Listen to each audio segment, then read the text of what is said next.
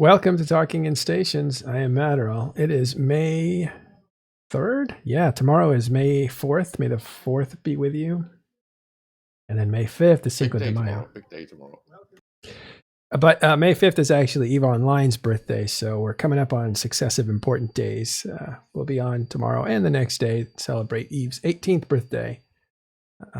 But here we are today on the 3rd. I'm here with Caleb. How you doing, Caleb? Hey, guys. We also have Abby Rova. Hey, everybody. He's our news, I don't know, what do we call you? News wrangler? And problem solver, let's call him that. And also is co-host Rundle. How you doing, Rundle? Hey, good evening, fellow New Eden pilots. All right, good to have you back. And welcome to the Talking Station Show. Let's talk about EVE Online. Big news today. Can you guess what it is? I will. Was it the post? Is it foundational? Something like that. Yeah, it's EVE Foundation is the new quadrant that is starting soon. I like that. They gave themselves some flexibility and some interesting things in it. What do you guys take away from this? Wow, CCP, thank you for confirming what we've talked about for 2 weeks with a very, very vague posting article. Well, let's tell them what's in this. Speaking of vague, let's start. I was going to say my first impression was thanks for making me no longer trust April 1st news articles. I know that was. Okay, still vague, still inside. You asked what was our first thought. My brain is vague all the time. All right, let's talk about the news and let's talk about what it said. Who actually read this? First of all, let's start there. I did every word. Yeah. Okay, good. All right, let's go through it. What's in it? We all did. Are you implying that we're some sort of slackers? No, let's go through what's Are you in implying it. that we just show up and talk about EVE without actually doing any homework? Is that possible? I mean, we're not phoning it in here. Some of us even logged in today. Okay, let's get to it. Am I gonna have to pick somebody or? No. Okay, No. listen. The Foundation Quadrant, which is starting soon. May the 4th, officially starting May the 4th. So today for me. Since 2020, they've divided into 4 quadrants. So what they're saying is we have Capsuleer Day coming like next week. When is that? The 12th? Yep. No, sorry, it's running for 12 days whole of it, right? Yeah, so from the 6th of May to the 18th of May, we've Capsuleer Day. The celebration of the 18th birthday of EVE Online. But we also, after that, then they hint at each 4 major main empires' own days. So, you know, you have your Gallente Day. I have them here in there, one sec. Yeah, the Gallente Federation Day is in June. Minmatar Liberation Day in July. The Imar Foundation Day in August. And the Caldari Union Day in September. So those are coming as well. Really big news, I guess, that we alluded to was the article that was the April Fool's Day joke, which is no longer a joke. What do you mean? 4 empires. What's the April Fool's joke? So on April Fool's Day, on the launcher, they had an article talking about that they're building a gate to Stain. Okay. As the meme is, gate Stain is one of the nullsec empires without a gate to empire space, is it? Yeah. To low sec or even high sec. Hold on. Before you go on, just for people who are like, why is that funny? Well, let's find out. Dotland EVE maps. Let's look at Stain in the world map and take a look at it. So we're going to interrupt our program to tell you why the Stain joke is funny. We look at the universe. Down here is Stain. Okay. Now, what do you notice about Stain? There is only connections from these far-off lands, Aquarius, period basis. It's land tied to Esoteria. And there looks like there's something coming in from, I think that's probably Catch. Yeah, there's Catch and Immensia, Impasse, those areas. So this is basically it's NPC area with no conquerability, so it's always going to be neutral ground. But Rundle, what's missing? Any connection to low sec or high sec or Empire space, basically, it is only connected to additional nullsec space. So it's a nullsec island. You have to get to it via nullsec through nullsec. It's completely nullsec oriented. Right. And the chief complaint is, or one of the complaints is, it's pretty far away to get to because it's neutral ground. It's desirable. If you want to basically terrorize the areas around Stain, you need to get there. But to get there, you need to pass through a gauntlet of Sov holding areas. And so it kind of defeats the purpose of Stain being a place to like set up shop to do some banditry. So yeah, and here's why that might be important to you, right? Is it's a Sancha's nation location. So NPC areas, if you want to go hunt Sancha, if you want to run Sancha-based missions or any of the missions associated with that, you need to find your way into Stain, hop through all the nullsec standard, key camps and everything that's going to happen elsewhere in nullsec. They are NPC stations, so you at least have that. But that's why you would want to go there. And it is exceedingly difficult to get there without all the tools. So there's pros and cons to that. There'll be a lot of people who will be, yeah, that's the part of the whole point. But it's always kind of been a long-standing, just call it a pain in the ass, that you have to work your way through so much of nullsec to get to there. Right. And we'll show you characteristics of Stain in a second. But the joke is there's this guy named Stain Guy, and he writes on forums or whatever. And he says, hey, I have a suggestion for you, CCP. How about a gate from low sec to Stain? And so he keeps pushing that. It's like the thing that he's pushes for, I think, years now. And Stain Guy is an alt of somebody who's well known, but it's kind of a mystery who Stain Guy actually is. But the idea is there's always this reoccurring joke of, are we going to get a gate to Stain from low sec? And so that's what the April Fool's joke was, that there was, what was it, Abby? Was it in the notes? Yeah, there was just a little article popping up, and it was like, brand new news. The long-awaited gate from Stain has begun construction, right? Why are we giving Fozzie this much airtime for his hobo troll? Yeah, so here's the issue. There was that April Fool's joke, and then a few days later on Hobo Leaks, the site that monitors, say, CC, an event item popped up that described an event that would feature the 4 empires that would be working to add new gates to New Eden. Now, just because it appears on CC doesn't mean it's going to end up in the game, and our own Kenneth Fells even mentioned how Fozzie likes to joke with people by releasing stuff on the CC, so it'll appear on Hobo Leaks that isn't going to appear in the game.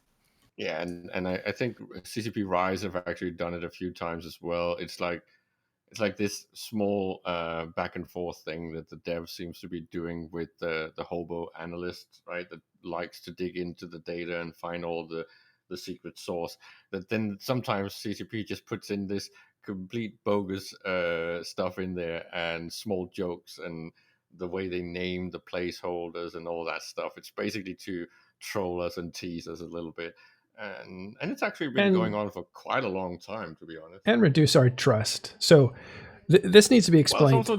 This needs to be explained too, the idea of it being a joke, I think. And that is, let me just get through this explanation, then we can go back to this.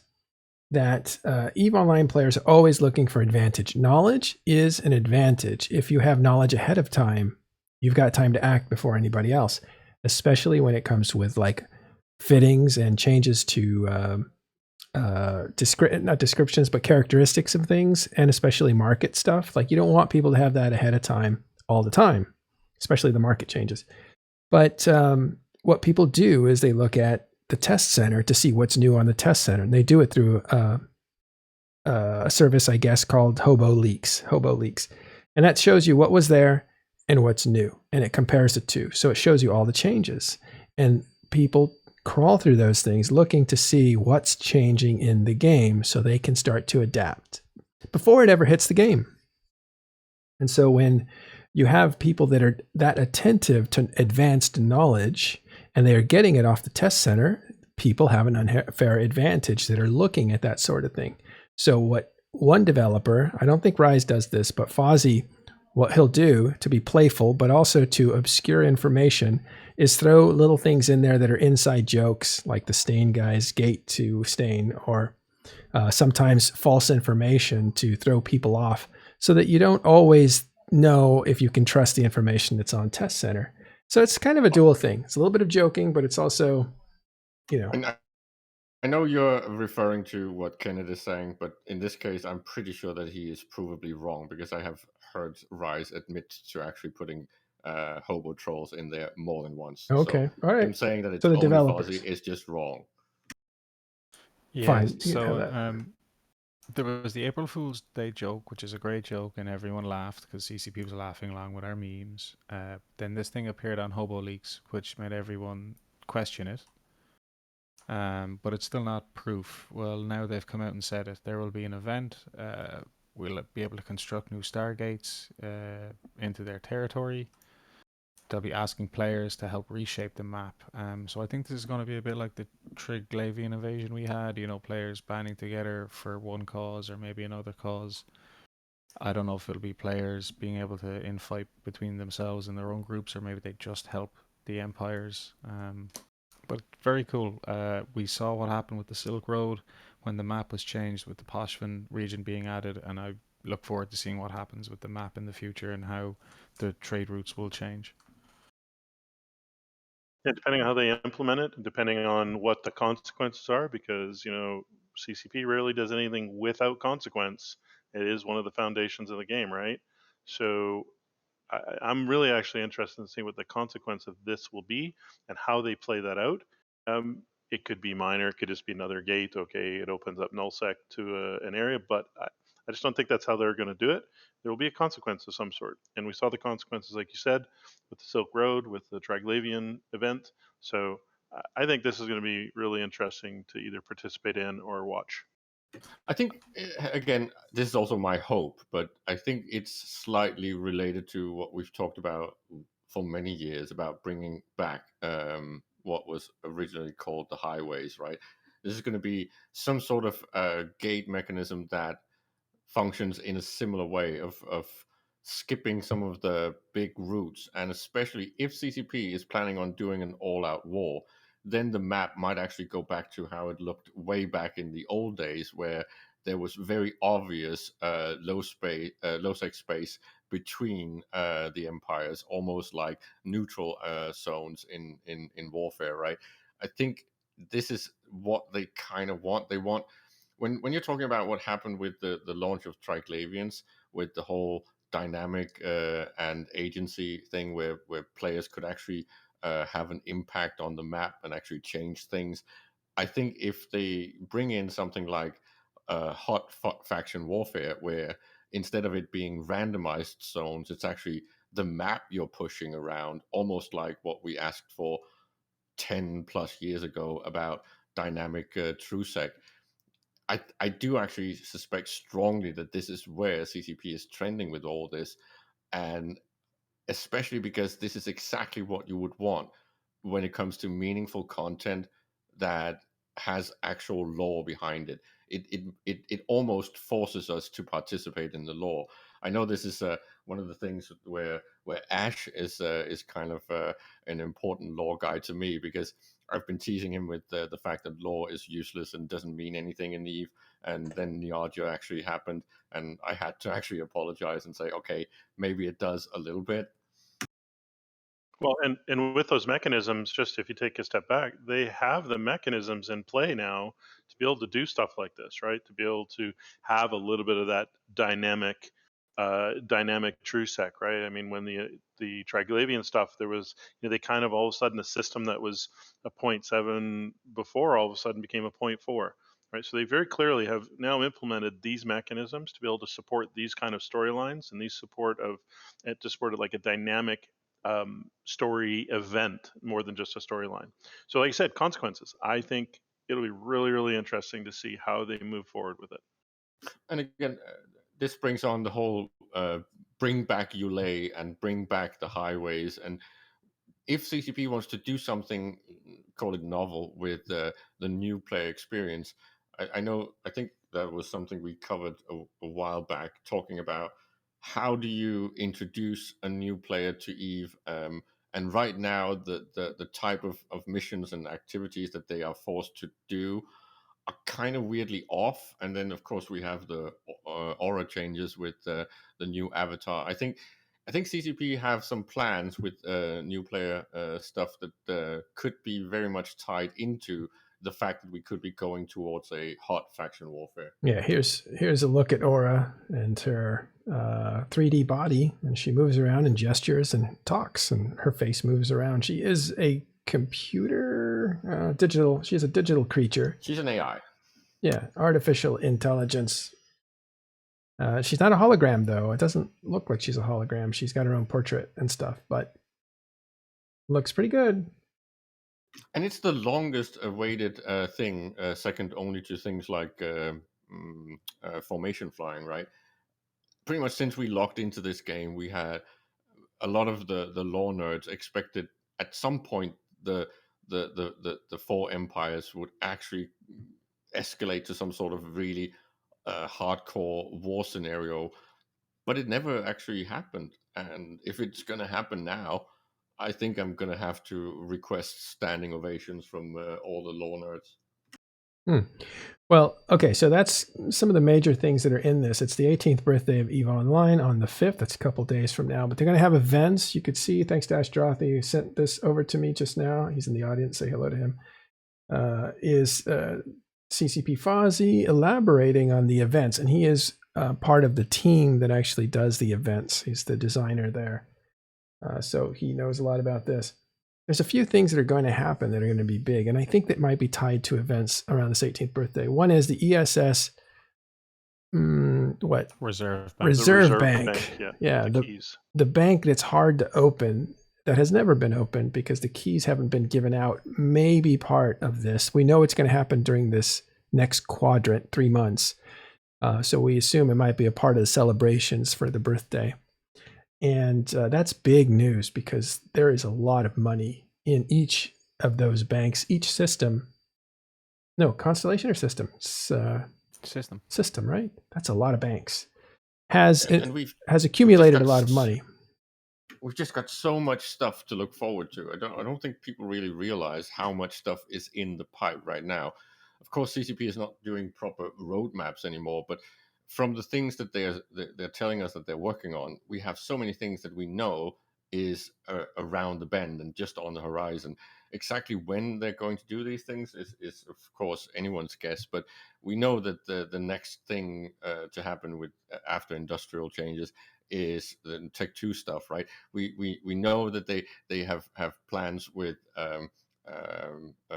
they've talked about plans with actually giving us the animation stuff to our avatars, similar to what Aura have now, because this is something that was announced 2 years ago, or maybe Mission Agents, in I Vegas, think. right? Mission Agents were next, I think. Yeah, Mission Agents would most likely be next, but then our avatars are perfectly capable of doing the same thing because this is something that they have tested and experimented with. There's just so many things that is on the table that is our avatars move. Changes. Well, our avatars move now, as you can see. Abby's avatar is moving. Her crazy eyes are blinking, and she's moving back and forth. So it's already happening, but for them to map our voices as we talk, maybe that's a technology a bit too far. But I do want to point out what's behind Abby here, and that is inside of the new JITA interior, which is expansive, very big, and very lively. There's even ship models of drones that are flying around. You can't see them; they're too small here, but there's a lot of detail in the new JITA interior, which is coming. Let me just get out of the way. That's a Stratios you can just about make out in the background. Wow, you totally ducked out. That was wild. Yeah, so you're talking about the cargo container carrying drones, right? Yeah, lots of cargo drones moving around and everything. So it's really cool. 3 different sizes, as far as I remember. Yeah.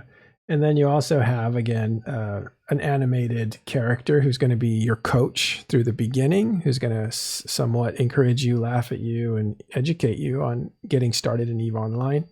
And then we're not going to see animated mission characters for a while, but the underpinnings are there. That's one of the things we saw when we looked at the test server. And then The point is how that mechanic stuff works, right? I don't think it's pre-scripted because that would take too long and too much work. So I'm pretty sure that the mechanics and the tics and the facial expressions and the mouth movements are all part of that automated system that they promised us for our avatars back in the day. The fact that Aura is the only voiced NPC character at the moment is why this has not happened yet. But if you get voiced over content from other mission agent types, then integrating this into it is going to be fairly easy. This is why I do think that we're going to get some sort of feature like this to our characters eventually. Whether that is very far down the pipe or very soon, I don't know. But the mechanics that this is actually operating on is exactly the thing that is required to do these avatar overlays. That's right. I'm sorry, real quick, can I just cover as well in that Foundation update? If you scroll down, they announced that they will be adjusting Triglavian standings, so potentially it could be easier to get into and move about Poshvin, which is really nice. The gates in Poshvin have quite high standing requirements at the moment. Yep. And it can be very difficult to get all those standings. Yep, I was getting to that too. That I think goes with these bridges. So it looks like they're going to have 4 events for each, one event for each empire, and possibly looks like one new bridge or regional gate or whatever from one of the empires. These things seem to go together. We'll see if they do. In addition to the empires, though, you have the Poshvin Gate, which I think will allow players to get in there a bit better, as you said, Abby. And that's because they have something the size of a region that's not really being utilized as well as it could be. It's in the middle of Empire space, yet it has a smaller population than the Great Wildlands, which is just desolate territory. This is also because I was talking to Abby about this earlier today. The standing requirements for Poshvin stuff, I think CCP has realized that it's a little bit, quote unquote, too damn high.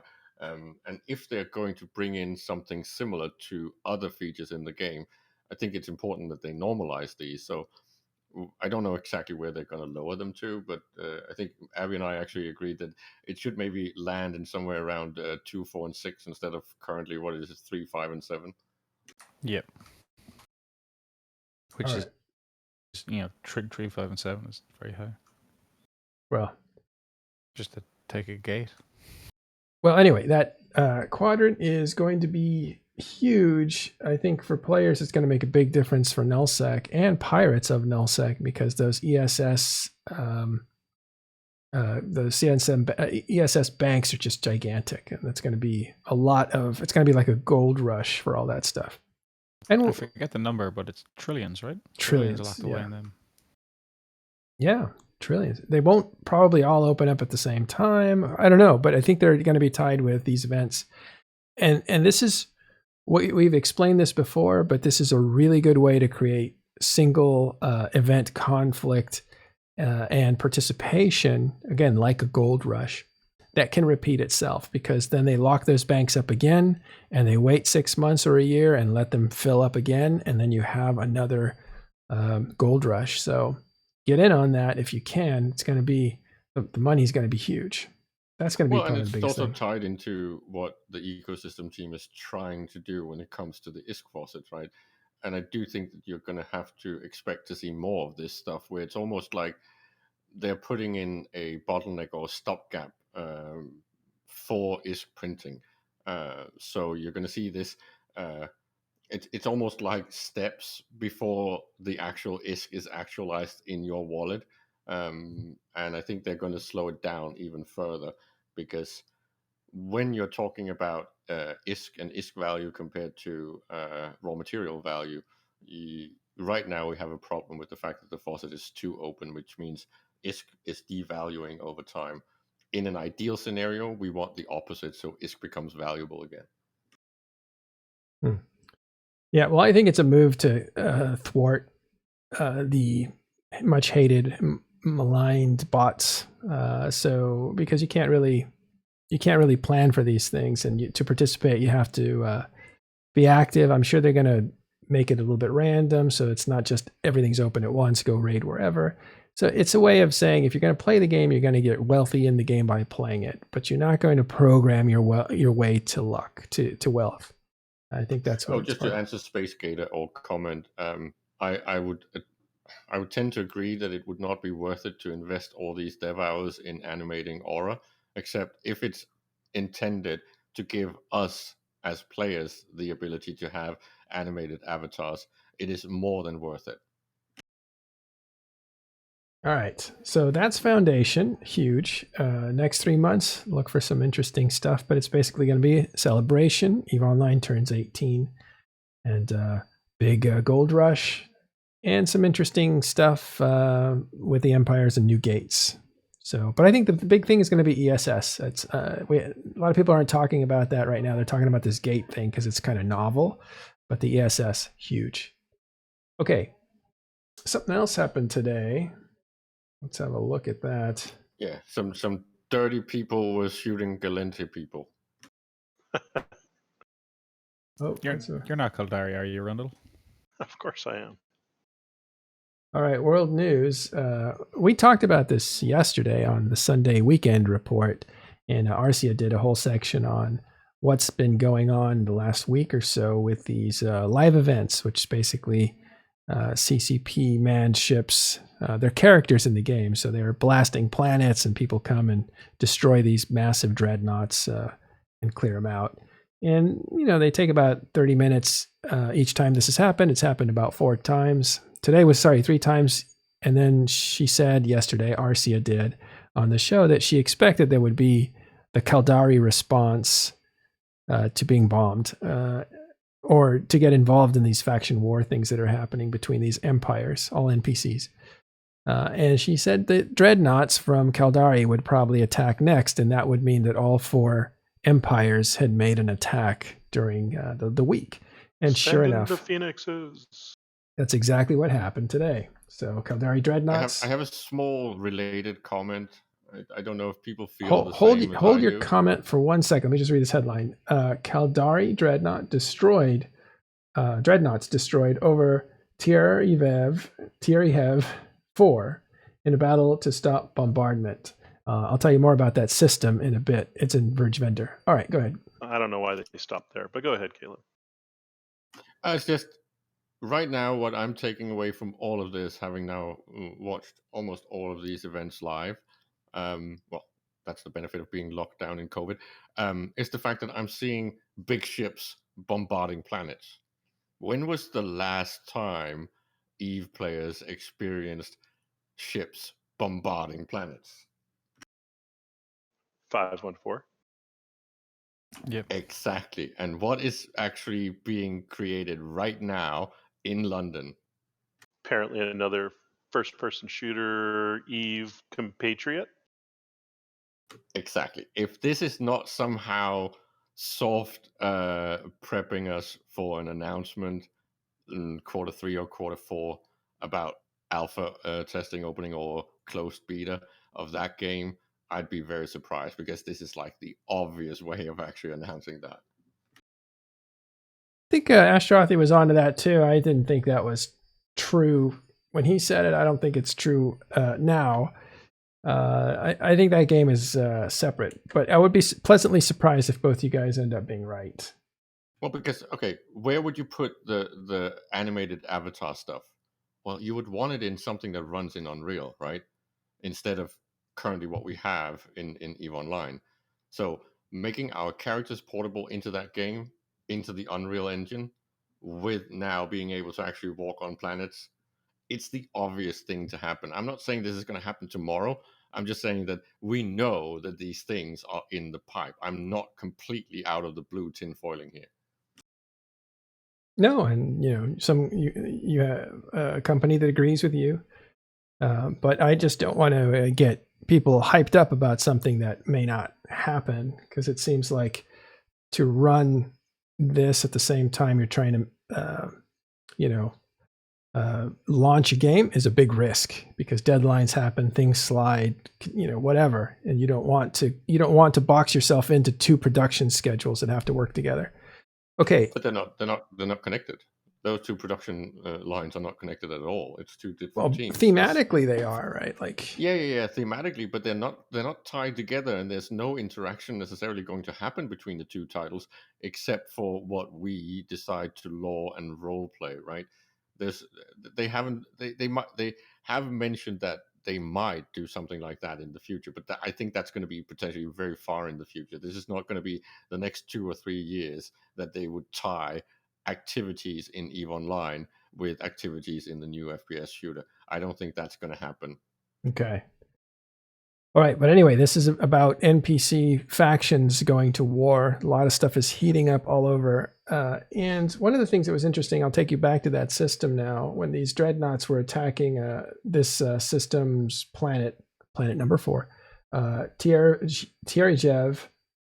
This is the home planet, because there's only one temperate planet. It's kind of a forested planet. And there was an admiral that retired there. His name was Admiral Noir. Alexander Noir, and he was a decorated Gallente admiral, and he ends up retiring there with his wife, and then he is ceremonially he is for a ceremony called back to fly a Nix to this peace summit that's happening in I forget the system, Ishikun headquarters. I forget the system, but it's right near Jeddah. Well, it's to be expected, right? You do a peace ceremony, and the Caldari and their warlike behavior just clamps down on you. Right. Actually, I have Dotlan open. Let me go find that system, and just to be accurate to hello, please work. I'll try to get it to it this way. All right, so inside of Verge Vendor, which I think if you read the description of Verge Vendor, it's kind of a spiritual place. And I think it's over here somewhere. Here it is. This is where we're going to go. But I wanted to go to, so this is the area where it's at. I don't know if you can see that. So right here, that's where this system is. But let me go over to Jeddah. Yeah, it's just next to your ancestral home, right? You used to live in Evershore. Yeah. And I think it's in actually Citadel, if I'm not mistaken.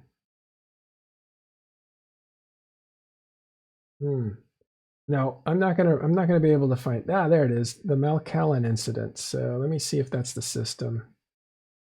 Sorry, my mouse is not working anymore, so we'll call that the Malkalin incident. So here it is. This is actually back in 2008 when they launched the faction war and the faction wars, and this was one of the incidents that brought the faction war on between empires. And so again, you had Ishikun headquarters, and they were having peaceful negotiations between Caldari and Gallente, and this admiral is flying a Nix as part of the ceremony. Very famous and well-loved Gallente admiral. And he ends up ramming it into the system. But he wasn't quite himself that day. I'll leave that mystery there. We're broadcasting live from inside the Ishikun headquarters in Malkalin, where the scene is utter chaos. This summit was supposed to bring hope to Gallente-Caldari relations, but the Federation escort, a Nix mothership flown by Alexander Noir, has set a deliberate collision course with this station. Thousands of people are forcing their way to escape hangars now, and our team is desperately trying to make it out on one of the evacuation.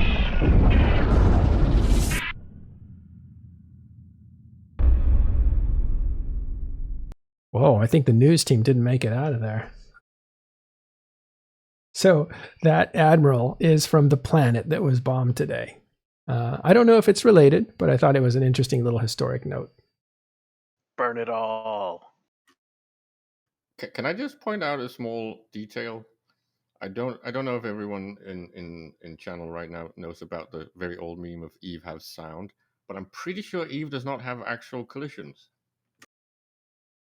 Well, you've never aimed at a station, have you? I know. When I saw that, I have been stuck on stations a lot, Madroll. When I saw that, I was like, I want to do that, but I came to Eve and I realized, you just bounce off. All right, well, we're going to take a quick little break here. We're going to come back with... is there anything else, guys, before we go on a break? No, not really in the news. I think we've covered the news part. Yeah, we'll get back to war after a while. I think the there's definitely some skirmishes going on, and Asbel has actually been, I believe, planted inside the constellation of 1DQ. And there's some activity there. It's a bit early to talk about. There's just a lot of heavy fighting going on right now, and this was expected. There's definitely a lot of challenging and re-challenging, and so you're going to see a lot of heavy fighting. I think we're getting into the trillions marker already, and with no real goals in mind except to constantly test and retest and retest. So that's what's going on with the war, and we will come back to it and give you a full report when there's more to report. But for now, we're going to move to somewhere else. We talked about this. After the break, we're going to come back and talk to Abby about jobs in EVE Online that you can do now that are actually worth doing. But give us a second. We'll be right back.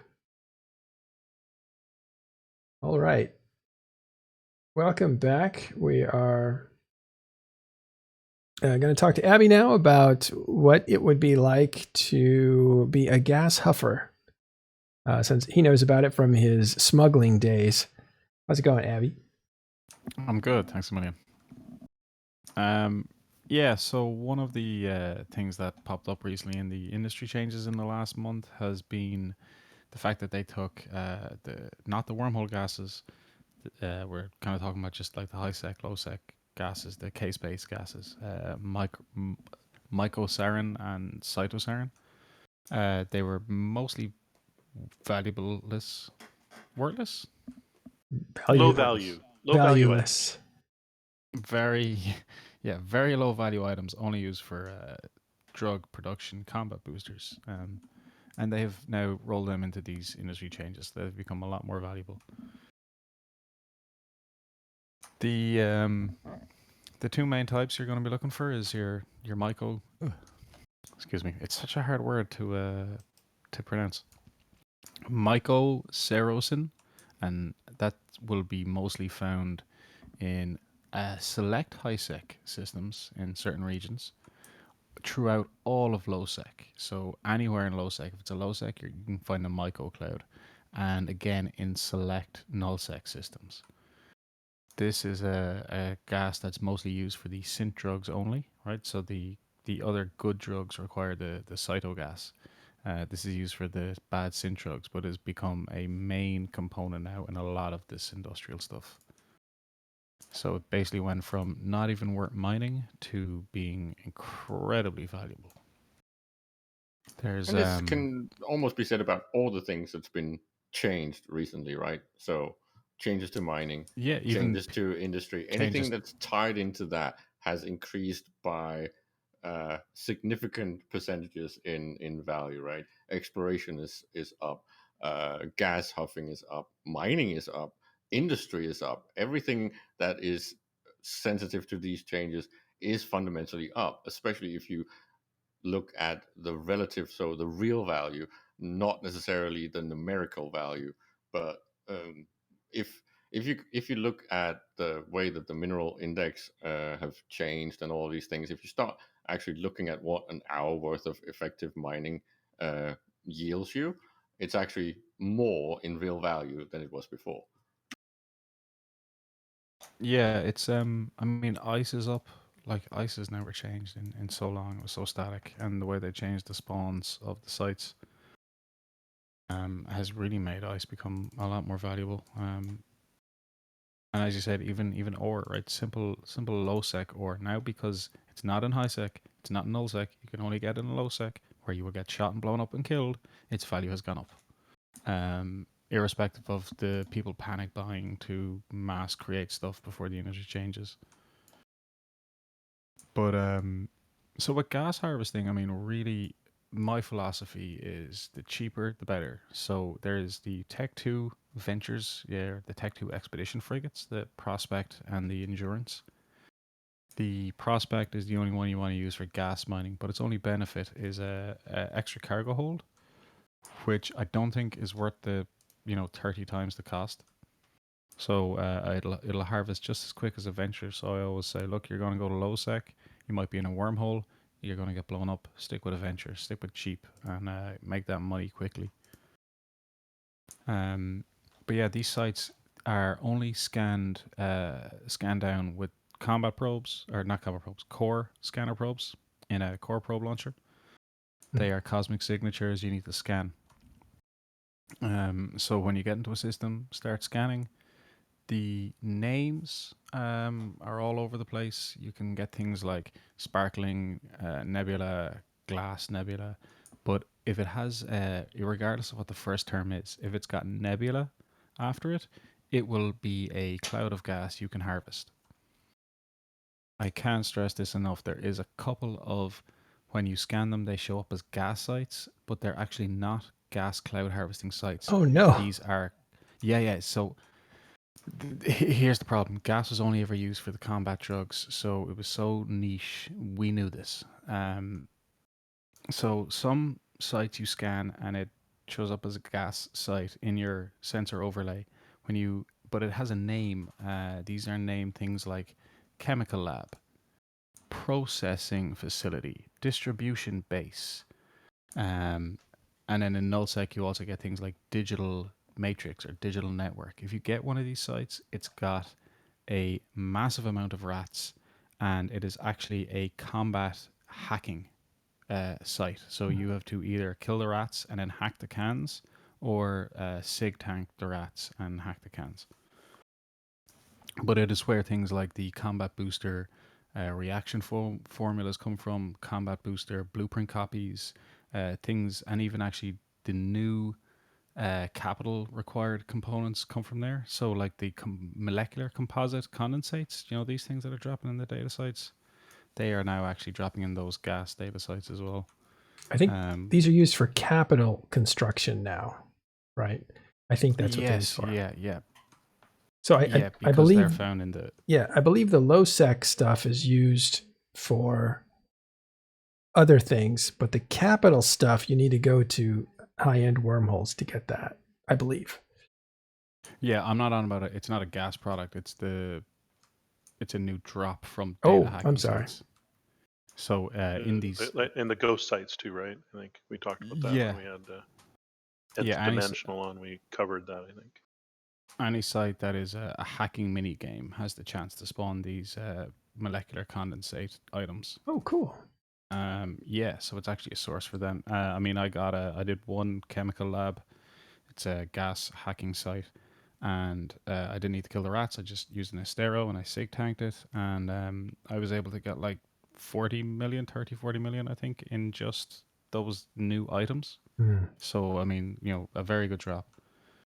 But anyway, so the gas, you want to be careful. If it has nebula in the name and you're not in nullsec, you are safe. That is a very good general rule of thumb to follow. If it's got nebula, it's going to be gas, and the only nebula sites that are dangerous are the ones that spawn in nullsec. So if you're in high sec or low sec and it's got nebula, you can just scan that down, warp to it at your venture, and start scanning or start orbiting the cloud and huffing that gas. So that brings up so you brought us back to high sec and low sec. So if you're a new player, or maybe new to gas sites, how do I go find them in high sec? Let's say I don't want to go into low sec, and you just warned me, don't go into null sec. I don't even want to run the risk of having to scan down the right things. So let's do all this in high sec right now. What do I do? Where do I go? Okay, so if you want to stick to high sec and just get your toes wet with the high sec stuff, you are very limited by what you can do. Simply because the only gas sites that spawn in high sec will be tied to this old mechanic of the combat boosters. Okay, so there's only going to be 8 regions that you can go to, which would be the Forge, Lone Trek, Placid, Solitude, Derelict, Iridia, Molenheath, and Hemitar.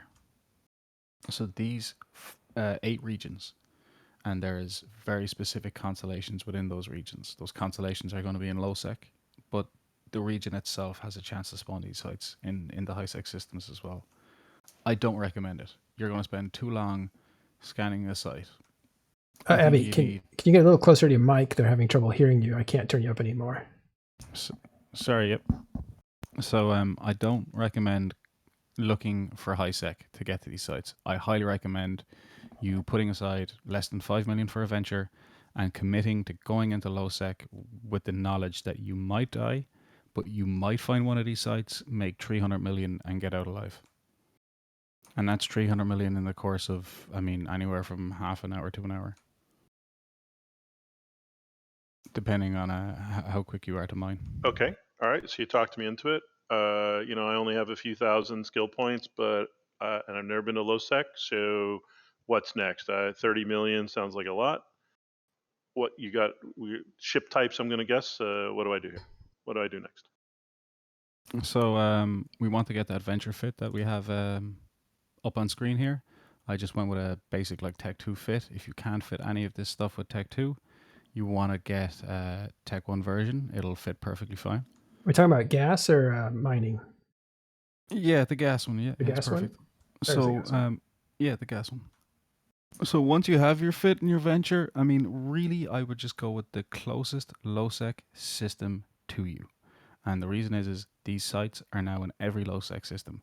There is no one favorable region. If you really would like to, you can concentrate in the 8 regions that I mentioned that both used to contain only gas from the combat boosters. So those regions are, again, the Forge, Lone Trek, Placid, Solitude, Derelict, Iridia, Molten Heat, and Hemitar. I will give Matterall a link here. He can drop it in something. But just go to low sec, find a low sec near you, open up .lan or open up the in-game map. I would check for, systems with low amounts of jumps, so it'll be quieter per hour. And I would also maybe check, Zkill or that Eve gate checker website to see if there's any smart bombs on the gates, depending on how safe and how precautious you want to be. But yeah, just jump into that low sec system. Start scanning, drop your core probes, start scanning your cosmic signatures, and if you find something that says something nebula, you're in the money. And you could very well be in for a good amount of ISK. There is kind of 2 versions of the sites. One version has like 1,000 units in them, and then another version has 3,000 units in them. So I'll tell you right now, a bright nebula is a Viridian microcerin cloud. So I know it's a lot of words, but what I'm telling you is it's found in Placid. Okay, so anywhere in the Placid region, you could find a site, specifically the Placid region, but now anywhere, called a Bright Nebula. It's got 1,000 units. It's worth 100 million. It'll probably take you 20 minutes to mine that out. And then if you find the site with 3,000 units, that's 300 million. So, I mean, really what we're doing here is just scanning for the nebulas, warping in. You'll land roughly within kind of 20 to 50 kilometers away, activate your prop mod, and get over there.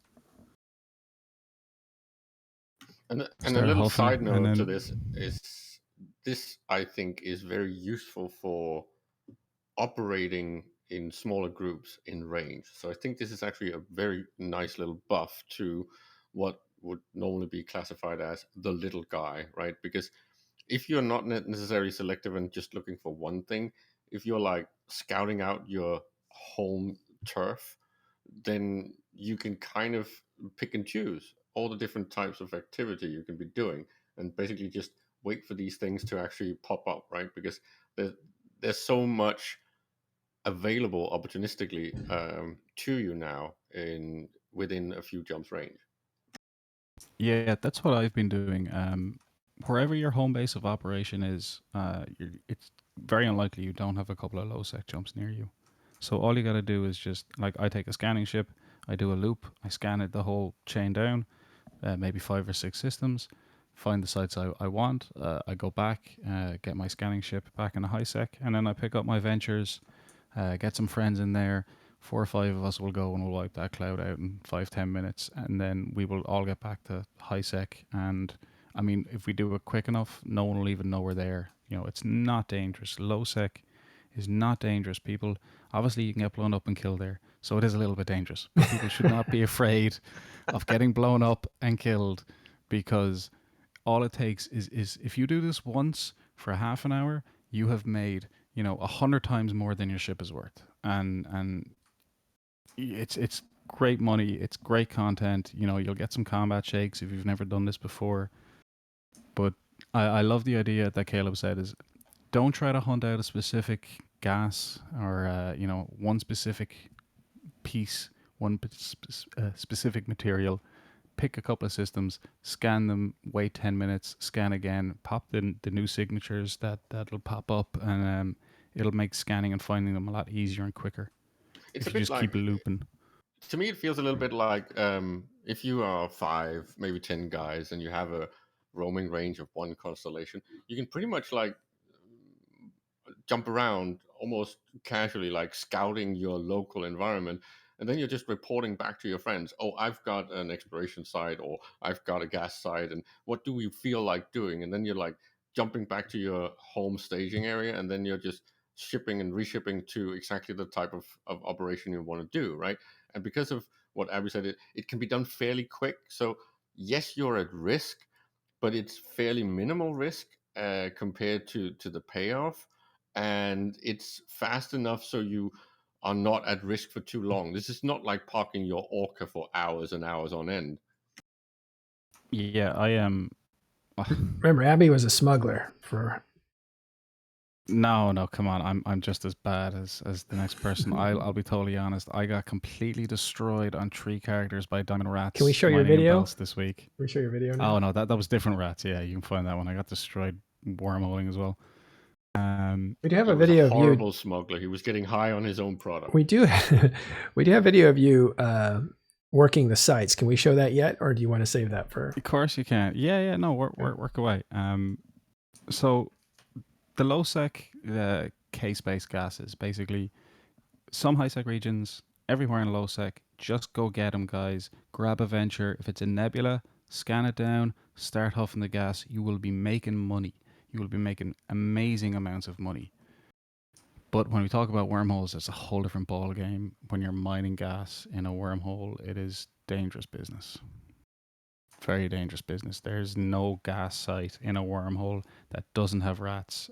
If they're not there at the very beginning, they will spawn within like 15 to 20 minutes. They will kill your ventures.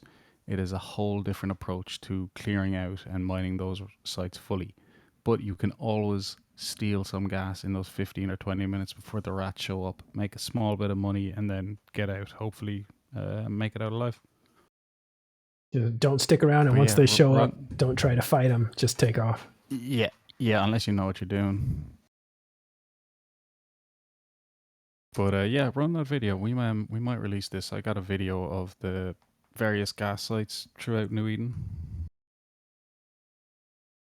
We're putting together a whole guide, so we're going to have plans for you. We'll have some advice for you, and even some instructional videos like this, so that you can try this out. Yeah, I think it just gives All you. right, so this. No, go ahead. Finish your sentence. No. So this is at the very beginning. This is just showing off what some of these sites look like.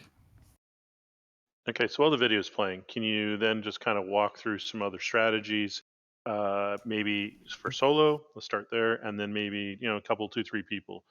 Is it all just mining, or like all gas mining ships, or do you bring one logi? Should you bring one combat? Give us some strategy for solo versus 2 or 3 buddies doing this. Right. So obviously with this low sec stuff, when we're talking solo, it's just going to be there's no dangerous combat in the nebulas. When we go to the wormhole space, that is where solo can be very lucrative, dangerous, and with a high cost and skill point. It's much better to go in groups. There is like 3 ranks of clouds in wormholes. The first rank, they can generally be done solo if you have a blingy ship, or you know what you're doing, or always a valuable option is getting 3 or 5 guys together. So in a wormhole, if you're used to doing combat sites in a wormhole, you need a full fleet in the sense that you need DPS and Logi.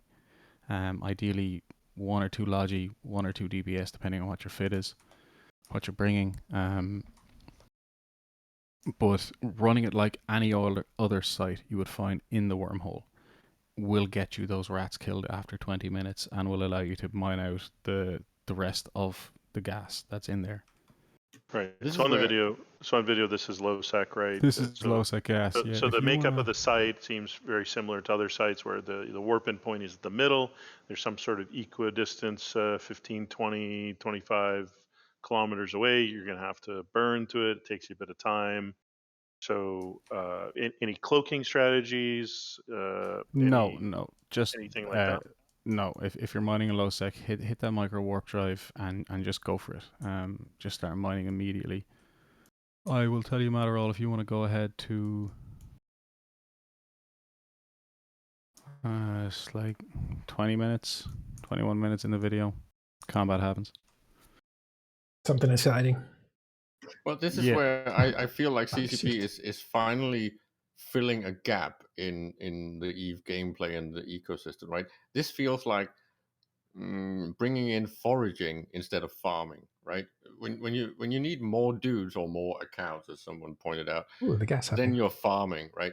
When you're doing this, you're more like foraging, and this brings in the whole value of intel gathering and scouting and tracking, and the next phase I would imagine that could arise from all of this game design is proper hunter gathering, right? Where it's like, well, these smaller groups can also then clash and start hunting and farming each other, right?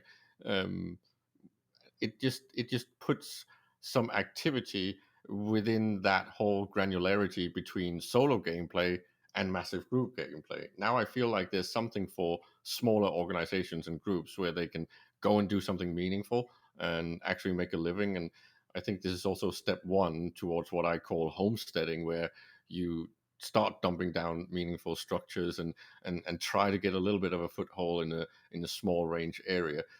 All of these things, I think, is pointing towards very, very positive things in the near future. All right, so Abby, what's going on here? It looks like you Okay. decided to attack those guys, those rats. Yeah. So the first class of sites, while hard, they could kind of be done with 2 or 3 guys in battle cruisers. I did them in a blingy fit confessor. What I'm doing right now is the medium tier of wormhole gas sites. This is being done solo in a very blingy Tengu.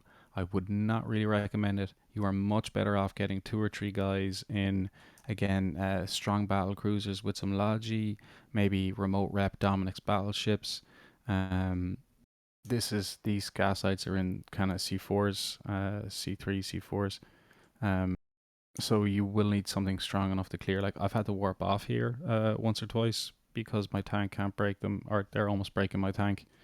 But I do, after 10, 12 minutes, I do actually manage to kill these rats and mine this site myself. Now, the value of this site, one sec. Just gotta give you a rough idea, would be in a couple of 100 million. What is it? It's a vast. So that is like 250 million to 300 million roughly. You need to do that a number of times to pay for a blingy Tengu, though. Yeah, but I only did it in Blingy Tengu just to show people. Ideally, you would do this in 3 or 4 battle cruisers, or a couple of 2 or 3 Something cheap. Dominic's. Yeah, with friends, because it's going to take you a while to mine out all this gas, but it is possible. But the next tier up of gas sites is only found in C5s and C6s. This is the top tier stuff, right? This is what you're talking about being used in your Titans and your Supers. This is for super capital construction. People are going to need to do this. Yes, so this site is not that one. The next one, the core sites are very hard. So as an example, I'm doing this in my Blingy Tengu, and I managed to complete this site. I go to do one of the vasts in this Blingy Tengu, and it just dies. So, here we are now, right? Here I am coming in to do the vital. When you initially warp in, there will be no rats in the gas cloud, right? 15, 20 minutes later, the rats will spawn, and so unless you're prepared... You can ninja some of this stuff. Yeah, that's where the phrase ninja mining comes from. You've got 15, 20 minutes, you can get a couple of 100 million out of that site with some friends. I mean, it is a perfectly viable strategy. I've done it when I'm all alone and I've no friends to help me kill the rats. I'll just ninja mine 15, I'm- 20 minutes. I'm your friend, Abby. And Abby, but can you link the fit for chat? By the We way? will. Yeah, I'll distribute it. the fits are all there. But you threw off my thought now that telling me I was your friend. Sorry. No, listen, if you mine the clouds for 15 or 20 minutes and then you leave it, they will respawn at Oh. downtime. The rats will disappear, and then you can mine out another 15, 20 minutes before the rats spawn again. So you can actually mine a gas cloud out 15, 20 minutes at a time over 2 or 3 days. There's This is your where warning. Yeah. So Grey Wolf was asking, okay, what kind of components? And it's in a number of the new recipes. A lot of the some of the smaller mid elements that then go into the larger components plus the overall build. It's not enough. It's too much to be able to say, oh, these 2 or 3 components. But suffice to say that the gas is now a vital element all across the battleship and up changes that were made. There's a number of shows that we've done. You can go look back through on YouTube and check those out. Plus, it's written up in a number of places. Unfortunately, it's too much to say. These 3 things or these 6 things. So yeah, as people are asking to deal with the rats, yes, in the wormholes, you kill them and you come back and reship in different ships. What we're looking at right now would be these are the gas sites that scan up as gas sites. You'll see that on the overview. It shows up as a gas site, but when you land on it, it's full of rats, and it is a hacking mini game. This is where the synth and stronger drug booster blueprints and stuff come from. So just be careful. These if you're gas mining in your low sec, you want to go to the nebulas for fear you land on one of these sites full of rats and get destroyed. This Very is pretty also though. what ties into what I kind of mentioned with if you're working in small groups, then most of these sites are not something that's really a challenge if you're like 3 to 5 guys, right? That's Absolutely. so you can like almost like ping your friends for help if you just noticed, oh, I just walked into this kind of site with a little bit more rats and stuff than I can solo, right? And this does not necessarily require a horrible bling fit like what Harry was showing, right? It just No. require like decent fit, right? So this is where it's just ecosystem wise, it's really a lot of nice content that's very friendly for 5, 10, well, everything beneath 25 or beneath 50 people, right? It's very effective what you can do in small groups like that, and it's also very chill and relaxing. It's almost like reintroducing old school fleet mining, which I'm still hoping is going to come back. Yeah, if you go to like 37.5, there's a little bit more. I'll actually show you these sites. Yes, you can absolutely come back with 2 or 3 friends and kill these rats. If you're clever, I actually use an Astero fit, and I sig tank and ancillary armor repair, and then just hack a can at a time, and then warp away, repair, and then come back again. That's that composite molecular condenser. Composite molecular condenser is that new thing I was on about. Yeah. So if you are 5 guys, right, and you're roaming your small little turf, you can do many things alone. But if you just know that your friends are within 2-3 jumps range, then when you opportunistically discover one of the other sites, you're just going to be able to like ping them and they can join you for that thing. Maybe they need to go reship or something. But this is what I call perfect small group gameplay, and this is what I could have used 10 years ago, because I would love to be able to do stuff like that, but I don't feel like building an organization again. Yeah, this is actually perfect. Like I'm kind of running around with 5 friends right now, and I'm usually in low sec scanning for these gas sites. A friend of mine is in wormholes doing the data's relics and looking for gas and PvP. And we just kind of starburst from a high sec, low sec region we live in. And we literally just go scanning, go 5 jumps, call people in, we'll mine the gas, we'll kill someone. If we find someone to kill, we'll get killed because they drop with 10 guys. Great small gang content. Rundle, isn't this also rather friendly to almost like semi-open fleets? casual acquaintance collaboration. Yeah, I think it would be, especially if you're gonna have something like this where you just run so many of them and everyone kind of gets a can or two themselves, or gets a gas site or whatever it is, however they want to run it, right? When, Certainly can collaborate, especially on the gas mining side of things. when we So do these fleets, we like just do our own little small mutual SRP. So if 5 of us are gas mining and 2 of us get caught in a saber bubble and murdered, like the other 3 of us will help pay their cost, right? It's like space communism. yeah. Because For sure, like the gas sites, all right, because even in what I'm seeing here through the video is even in low sec, they have like 3 clouds, right? So if 3 of you warp in, you each grab a cloud, and then you go to the next site, you go to the next site, you go to the next site. You just kind of have a little pickup group somewhere or find a few friends, um, you know, without having to worry too much about being dropped on or anything, I suspect. yeah, the Just one thing. Go on. I was just going to comment on the time efficiency. It's correct that you can say, well, this is not very ISK per hour friendly. Except, again, if you're doing this in a semi-organized way, it actually can be from an organizational level, because you're diversifying what you're doing. So in anything that's sensitive to things like diminishing returns or local pricing and stuff like that, this is actually very healthy, because you are doing many things, and thus you're not risking depreciation of the value of the things that you're doing. Yeah, imagine 5 people, right? 3 in gas harvesting ships, 1 in a cloaky hauler of some sort, maybe, and then 1 in a scanner. And so someone goes scanning, they find one, they bookmark it. The other 3 go. The fourth one kind of pulls up some safe spot. They grab the gas, warp to the guy, pop cans, warp to the guy who has in the cloak, pop cans. He grabs it all. The other guy's already found another site. Next jump, next system over, and on around you go. And you kind of can roam very efficiently and quickly through multiple low sec systems while being safe somewhat in numbers, but not safe in a combat sense, safe in an awareness sense. And Yeah, you always kind of are keeping your loot safe, and then you just share it. Everyone's got their role, and you could be very, very efficient, to Caleb's point.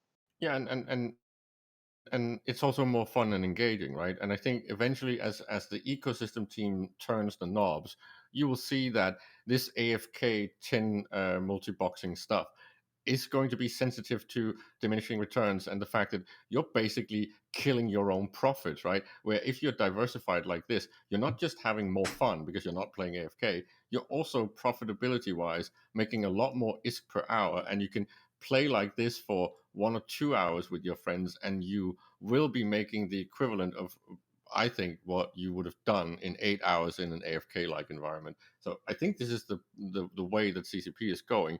It's almost like making the ecosystem the anti-botting and anti-multi accounting system. So just that's so correct. I mean, this is just really bringing in active, engaging playing. I mean, I have dropped on more gas mining ventures in the last month than I have in the 2 years beforehand. And I mean, like Wow. 10 ventures and 2 Gnosises that were like, people are asking about links, and Gnosis is a great link boosting ship for gas mining. It can also fit the gas miners and boost. And But yeah, just it is small gang, like diversifying, like pick 5 or 6 systems, scan them out, go do something else, and then scan the new SIGs. and remember, then when you occasionally bump into your neighbor group that's also like 5 or 10 people, what are you going to decide to do? Are you going to try and farm them? Are you going to get aggressive and actually try to hunt them down? Or are you going to try to figure out some sort of collaboration and scale up to from foraging to some sort of farming, um, exchanging goods and stuff like that? This is exactly what Eve has needed for a long time. All right. Abby, anything else on gas harvesting? Again, we're going to have all this information for you. We'll either put it in show notes on a page that we put out, or soon, actually, we're going to have a website for Talking in Stations. It's brand new, and it'll have a lot of these guides for these new jobs that are around. Yeah, I just don't want people to ever be afraid of losing. I mean, it's a venture, guys. You get them for like £1 million. Go out there, try a bit of gas mining. don't be afraid to fail. Don't be afraid to get blown up. It's fun, interesting, and it's good to grab 5 buddies, go out and make a silly amount of money in an afternoon if you can find the sites. And these sites are everywhere. There's They're not hard shortages. to find. There's shortages of gas right now, isn't there? Yeah, gas has gone up for sure. Yeah. And In the meantime, while you guys are working on the videos, they can come on to the Talking Stations Discord, come into the industry channel, I would think is probably the right place to come. Probably talk to a little bit of people about either if you're trying to find out how does this stuff get used. We should do a new channel. Maybe start, ask some questions. Say that again? We should do a new channel called like harvesting or something. Started. It's almost like that. I prompted you for the okay, idea. I said quit. Yeah. Quit is ISK. It's just a money for quit ISK. is a buck. Yeah. It's if the unit fits, unit of currency, yeah. The fits are on that video, and we'll have them. We'll have them on the Discord. If you really can't find them, drop in a Discord and drop me a message. I'll get you those fits. Get 1 million squids. I like that. I think my favorite takeaway from this is there's always, if you've ever been in a nullsec group, there's a lot of idle time. Even at war, sometimes there's idle time. And there's always a guy that knows how to do something. And he's like, hey, come with me. We're going to steal some dreadnoughts from this POS. I have the passwords. And he's an instigator. And so you're like, yeah, I'll go with you and do that. I'll keep you cover. I'll look, see who's coming, whatever. And it would be cool for you to be that guy. To say, hey, I know how to do this gas mining. Anybody want to join me? Because you'll get 3 or 4 guys. They'll be like, yeah. And then you're the provider. And that's a really good feeling, actually. You feel like you're providing for your friends to do something. Oh yeah, actually, one last thing is the gas harvesting. Mm-hmm. The skill book is not NPC. Where is it? It's I'm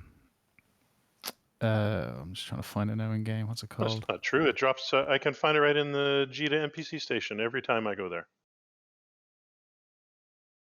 Is it? I thought you had it's player drop. There's like 30 million for the skill. Yeah, Jita 4.4. It's right there. I'm pretty sure Jita 4.4 is an NPC station. I can just go right there. But it's not a training. It's not a training station, though.